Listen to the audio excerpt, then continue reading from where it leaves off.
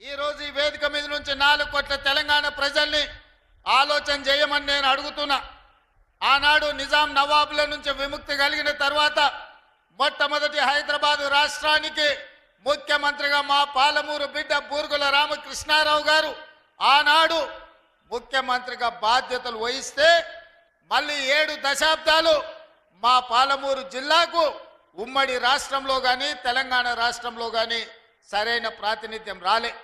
7 దశాబ్దాల తర్వాత ఈ పాలమూరు బిడ్డల ఆశీర్వాదం వల్ల మీరు అండగా నిలబడి 12 మంది పార్లమెంటు సభ్యులను గెలిపించి ఆశీర్వదించి నన్ను హైదరాబాద్కు పంపిస్తే తెలంగాణ రాష్ట్రానికి ముఖ్యమంత్రిగా మీ పాలమూరు బిడ్డ మీ సోదరుడు ఇవాళ ముఖ్యమంత్రి అయ్యి ఇవాళ మీ ముందు నిటారుగా నిలబడ్డాడు. మిత్రులారా, ఇవాళ ఆలోచన చేయండి. ఉమ్మడి రాష్ట్రంలో ఎంతో మంది పాలకులు వచ్చిండ్రు, ఎందరో ముఖ్యమంత్రులు అయినరు.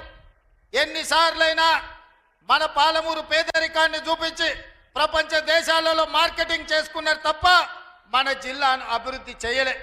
ఇవాళ ఈ వేదిక మీద నుంచి నేను అడుగుతున్న మేధావులను, ఈ తెలంగాణ రాష్ట్రంలో ఉన్న చదువుకున్న వాళ్ళను, నీళ్లు నాగరికత తెస్తాయి, నీళ్లు పంటలు తీసుకొస్తాయి, మీ నీళ్లు పసిడి బంగారాన్ని పండిస్తాయి.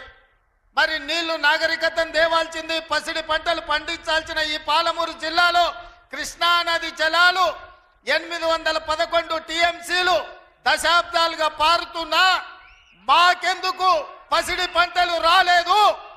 మా కష్టాలు ఎందుకు తీరవలేదు? మా కన్నీళ్లు ఎందుకు తూడవలేదని నేను అడుగుతున్నా. ఈ పాలమూరు జిల్లా నాడు ఉమ్మడి రాష్ట్రంలో లేదా? ఈ పాలమూరు జిల్లా ఏర్పడ్డ తెలంగాణ రాష్ట్రంలో లేదా?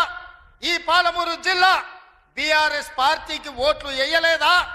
అంతెందుకు 2009లో నాడు చంద్రశేఖరరావు గారు కరీంనగర్ జిల్లా ప్రజలు తరుముతే భుజాన జోలె వేసుకొని జోలె పట్టుకొని పాలమూరు జిల్లాకు వచ్చి ఈ ప్రాంతంలో ప్రజల్ని అడుక్కుంటే నా పాలమూరు సోదరులు, మా సోదరి మనులు నీకు భిక్ష పెట్టినరు. నీ బొంతలో భిక్ష వేసి పార్లమెంటు సభ్యుని చేసి ఢిల్లీకి పంపిస్తే నువ్వు పార్లమెంటు సభ్యుడిగా పదవిని ఎలగబెట్టినావు.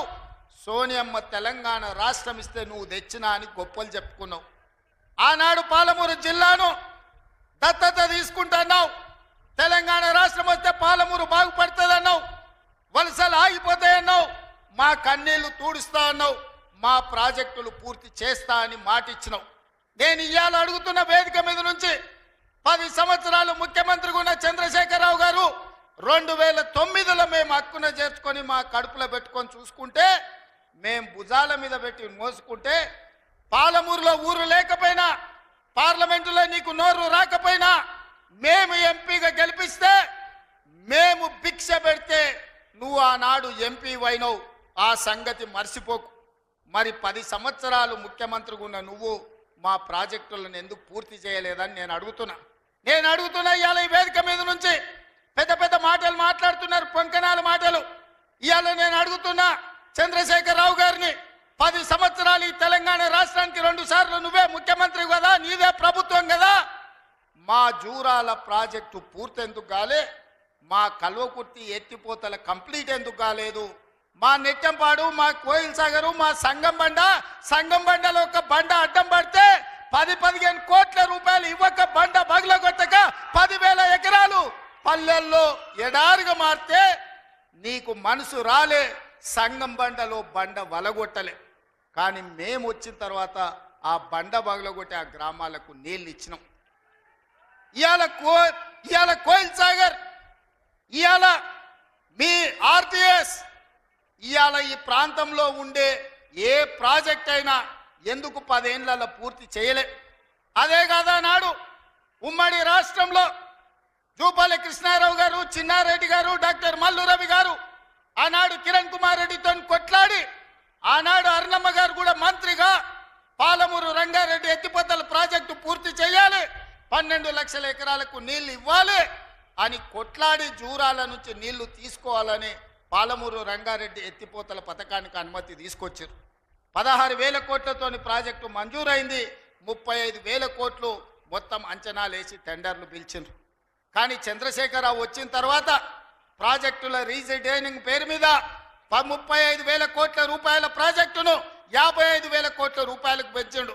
టెండర్లు పిలిచిండు, కాంట్రాక్టర్లకు ఇచ్చిండు, కమిషన్లు మెక్కిండు, జూరాల నుంచి నీళ్లు తీసుకోవాల్సిందని శ్రీశైలం బ్యాక్ వాటర్స్ కు పంపించాడు.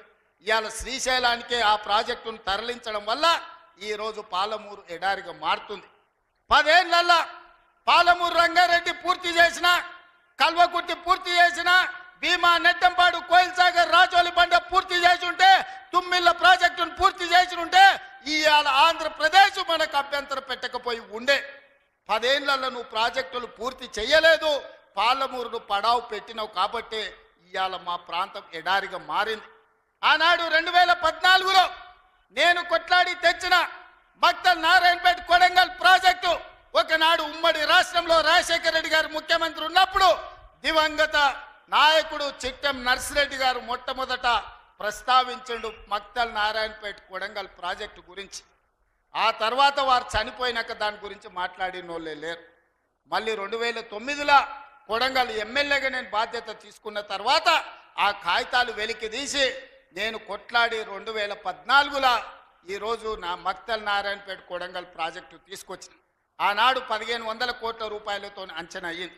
1500 కోట్ల రూపాయలతోని 1,07,000 ఎకరాలకు ప్రాజెక్టు కట్టడానికి అనుమతులు తెచ్చిన.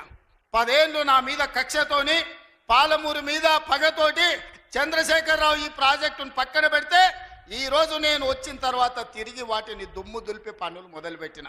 ఇవాళ 4,500 కోట్ల రూపాయలతోటి మక్తల్ నారాయణపేట కొడంగల్ ప్రాజెక్టును పూర్తి చేయాలి 2 ఏళ్లలో అని ఈరోజు టెండర్లు పిలిచి పనులు ప్రారంభిస్తే ఇవాళ పగబట్టి ఆయన టీవీలలో పేపర్లలో అడ్డుకుంటున్నారని అంటున్నాడు.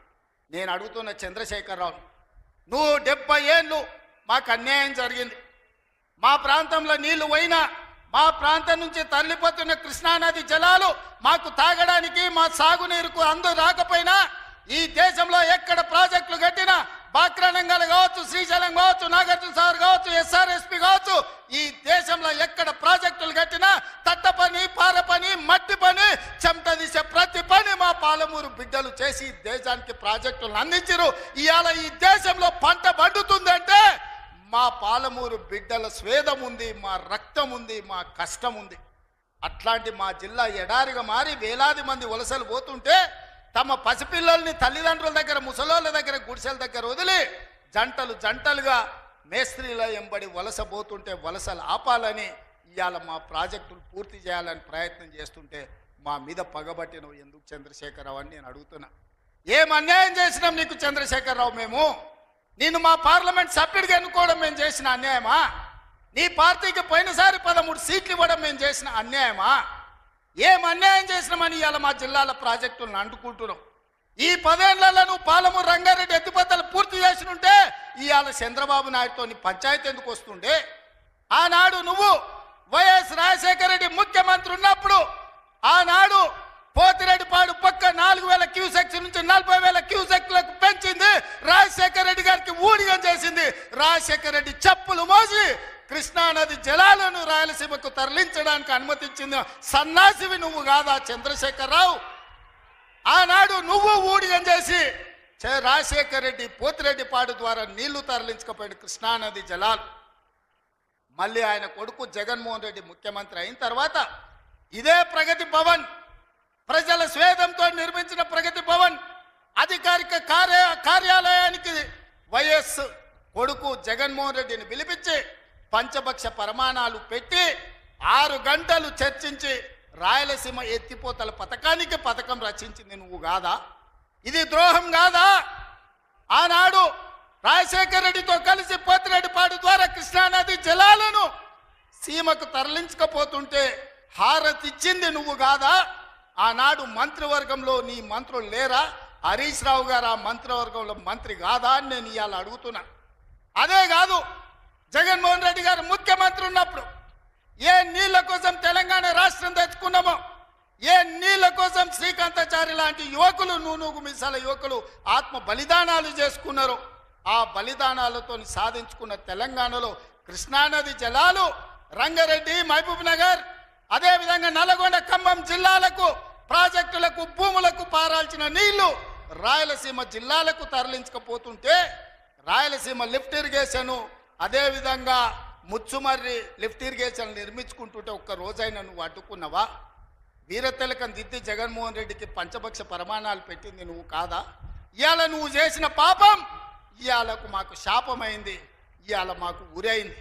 ఇవాళ తొందరలోనే రాయలసీమ లిఫ్ట్ ఇరిగేషన్ పూర్తి అయితే రోజుకు 10 టీఎంసీలు, రోజుకు 10 టీఎంసీలు అంటే ఒక్క నెల రోజులు మన కళ్ళు మూసుకుంటే 300 టీఎంసీలు శ్రీశైలం మొత్తం తరలించకపోవడానికి మలుపుకపోవడానికి ఇవాళ పునాదులు వేస్తే ఆంధ్రప్రదేశ్ ప్రభుత్వం వీర తిలకం దిద్ది కాంట్రాక్టర్ దగ్గర కమిషన్ల కోసం కక్కుర్తిపడ్డది నువ్వు కాదా చంద్రశేఖరరావు? ఆనాడు సాగునీటి పారుదల శాఖ మంత్రి హరీష్ రావు కాదా అని నేను అడుగుతున్నా.